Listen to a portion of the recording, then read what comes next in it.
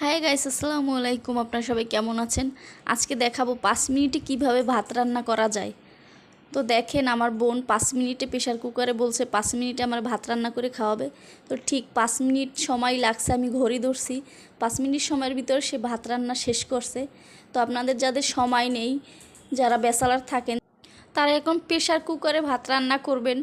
সময়ও অপচয় কম হবে আর গ্যাসও সাশ্রয় হবে। তো দেখেন, আমাদের ভাত রান্না করা শেষ। তো এবার একটা পাতিলে ঢাললে আর কি ভাতের ফ্যানটা জড়াই নেবে, এই যে পাতিলে ঢালছে।